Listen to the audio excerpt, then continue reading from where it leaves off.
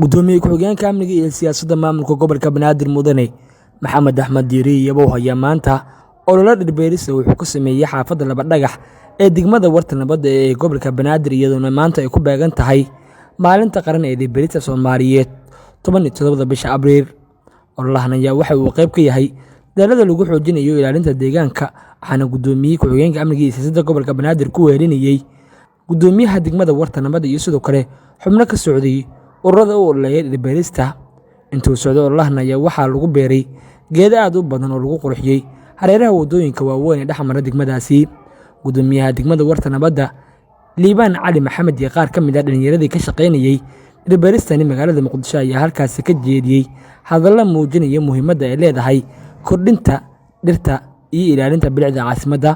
maanta ayadoo ku beegan tahay 17 Abriil oo ah maalinta dhiraynta qaranka ee dhalinyarada dhirayn qaran iyo qaybaha kala duwan ee ka kooban yihiin baa u mahad celinaynaa in maanta door weyn ay ka qaataan in degmadan Warta Nabadda ay ku beeraan dhir.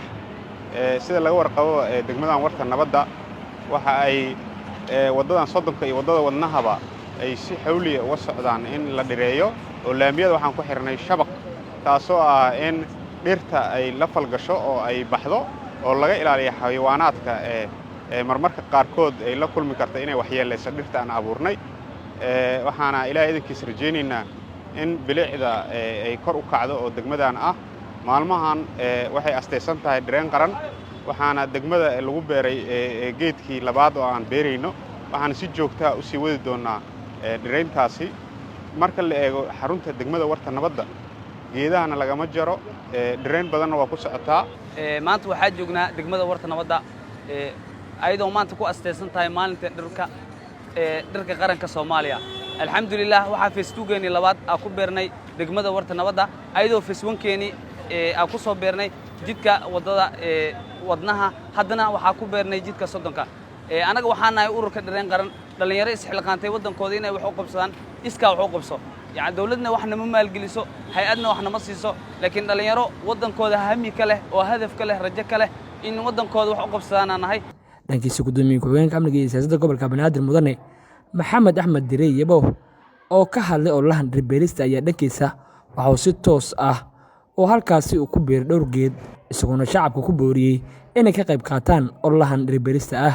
maanta dabcan waxay ku asteysan tahay leeyahay maalintii dhiraynta adduunka 17 Abriil marka dabcan dalka Soomaaliyeedna wuxuu qayb ka yahay adduunyadu qayb ka yahay gaar ahaan hadda meeshan xaafadan aan joognaa si fiican ayaa laamigan loo dhireeyay ilaa horay waxaan u jeedaa bulshada maamulka degmada iyo bulshada iyo dhalinyaradan oo kale inay iska kaashanayaan iyo gobolkii Banaadir oo dhammo inay iska kaashanayaan magaalada sidii loo qurxin lahaa iskaa wax u qabsan leeyahay.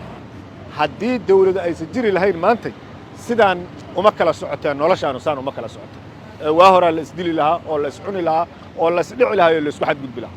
maanta maxkamadihii yaa shaqaynaya dawladdii yaa shaqaynaysa marka hadalkayga ugu dambeeya wuxuu yahay aan magaaladeenna quruxsan aan dawladdeenna garab istaagno aan doorashooyinka dawladdu ay waddo oo goboladiina hadda laga qabanayo magaaladaana laga qabto haddana laga qaban doono inaan dawladda ku garab istaagno aan ka shaqayno. beenaale iyo sideeda nin raba maaragta inuu dhalinyarada uu been inta u sheego ku qaraabto oo dhan iska ilaaliyo.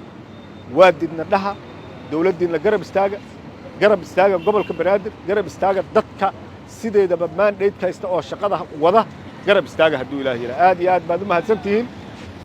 Maxamuud Nuur Maxamuud warbaahinta qaranka Muqdisho.